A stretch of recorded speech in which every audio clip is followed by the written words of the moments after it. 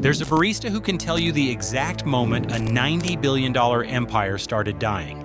And it wasn't in a boardroom. By the end of this video, you'll understand why your local Starbucks feels so different now, and what it reveals about every company you trust.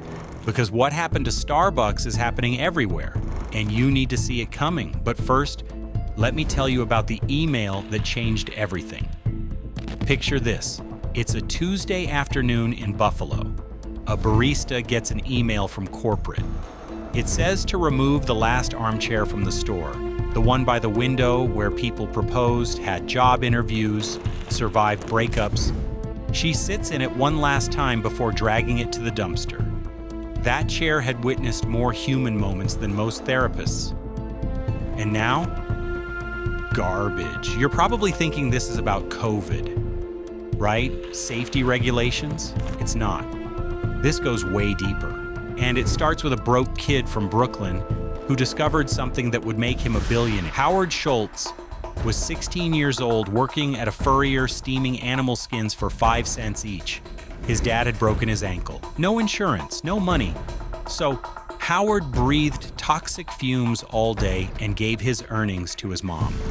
Here's why that matters. Years later, when Schultz walked into an Italian coffee bar in Milan, he didn't just see people drinking coffee. He saw something he'd never had growing up, a place where you belonged without having to earn it. The barista knew everyone's name. Strangers talked to each other like old friends. People lingered over $2 cappuccinos like they had all the time in the world. And Schultz had an epiphany. Americans had homes where they felt trapped and offices where they felt exhausted, but nothing in between. No place to just be. Think about your own life for a second. Where do you go when you just need to exist for a while? Not to work, not to be productive, just to feel like you're part of something? That's what Schultz wanted to build. He called it the third place. When he pitched this to his bosses at Starbucks, which was just a tiny bean shop back then, they literally laughed at him. This is America. People don't sit around drinking coffee. So he quit, started his own chain, and 4 years later, he bought Starbucks from those same people. But here's what made Schultz different from every other CEO chasing profits. He actually believed in it. Those round tables, researched to make you feel less lonely. The armchairs, engineered for 2-hour stays. Free Wi-Fi when that cost real money. Health insurance for part-timers when no other company would dare. By 2004, Starbucks had done the impossible. They'd made a massive corporation feel personal. And for 30 years, it worked perfectly, until one decision destroyed everything. The death of Starbucks started with something that seemed brilliant, a mobile app. Around 2015, they introduced mobile ordering. Tap your phone, skip the line, grab your drink. Everyone loved it. Wall Street went crazy. Let me introduce you to Sarah. She's worked at the same Starbucks for 6 years. She used to know her regulars, their names, their orders, their stories. Now when Sarah clocks in, she sees 20 mobile orders already waiting. More keep flooding in, ding, ding, ding, while 3 actual humans stand in front of her, wondering why they're being ignored. She's making a 12-step drink for someone named User 4738. While a guy who walked in 10 minutes ago is checking his watch, wondering why his simple latte is taking forever. Have you experienced this? You walk into a Starbucks, it looks empty, but somehow your drink takes 20 minutes? Now you know why. Here's what broke first, not the business model, but the human connection. The third place was never really about coffee, it was about being seen. When a barista knew your name, remembered you liked extra foam, asked about your day, that 30-second interaction was what you were paying $5 for. But you can't create that when you're racing to fulfill 40 invisible orders from usernames you'll never meet. Then something happened in March 2020 that gave Starbucks the perfect excuse to do what they'd wanted to do all along. COVID hit, Starbucks removed all the furniture, everyone understood safety first, right? But here's what nobody talks about. What happened after the pandemic ended? Months passed, a year, then 2. Life returned to normal. Restaurants filled up again. Movie theaters opened. But Starbucks? They kept removing furniture. New stores opened with nowhere to sit. Drive-thrus multiplied, and nobody officially announced it. There was no press release saying, "We're killing the third place." No explanation. They just quietly dismantled 30 years of promise and hoped you wouldn't notice, but you did notice, didn't you? Walk into a Starbucks today. You'll see a few wooden stools by the window, maybe one small table. The rest, empty space designed to push you through fast, harsh lighting, loud music.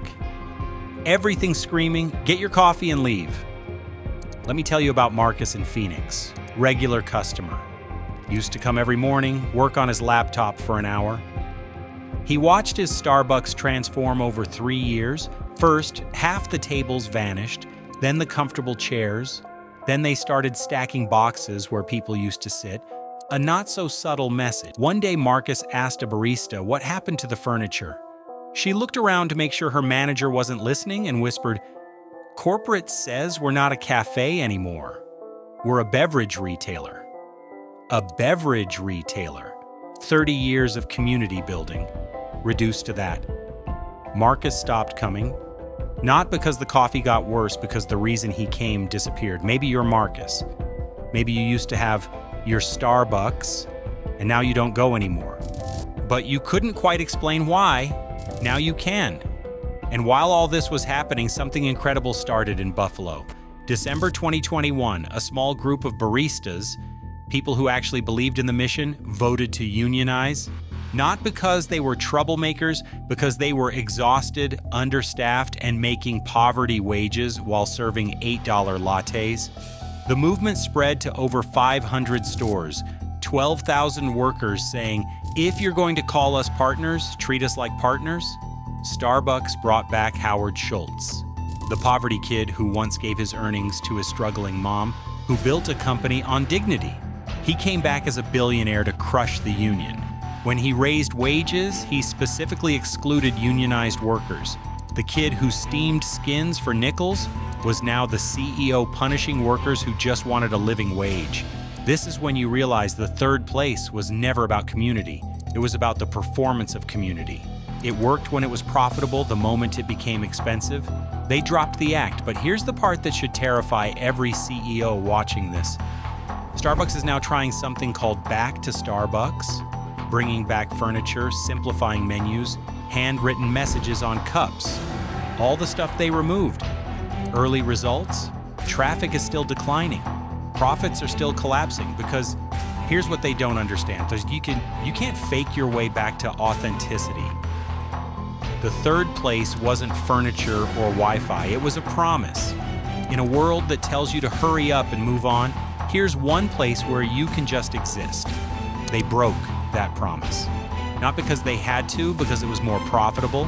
And here's why this matters to you, even if you don't drink Starbucks. This is the pattern everywhere now. Companies build something you love, extract everything valuable, hollow it out until only the logo remains, then act shocked when you leave. Netflix did it with password sharing. Spotify did it with podcast deals. Your favorite restaurant did it when they shrunk portions but raised prices. You felt this, haven't you? That slow realization that the thing you loved doesn't love you back anymore? I think about that barista in Buffalo dragging that last armchair to the dumpster. How many conversations happened there? How many people felt less lonely because it existed? That chair wasn't profitable. It didn't boost quarterly earnings. It just made people feel like they belonged somewhere. And that, apparently, was too expensive to keep. There's a Starbucks near my house that used to be packed every morning. Writers, students, retirees, people alone, but somehow together. I drove past yesterday, empty parking lot. Through the window, one barista making drinks for people who weren't even there. The third place didn't die because of COVID or apps or competition. It died because someone looked at a spreadsheet and decided that belonging costs too much. Starbucks forgot what Schultz learned in that Italian coffee bar. People don't just need caffeine, they need somewhere to exist. They built that, then they sold it. Then they wondered why nobody came back. The saddest part? They still don't understand what they lost. It wasn't the furniture, it wasn't the revenue, it was the promise that you mattered, that you belonged, that there was one place where you were more than a transaction. That promise is in a dumpster in Buffalo. Hit subscribe so you don't miss it. Because once you see this pattern, you can't unseen it.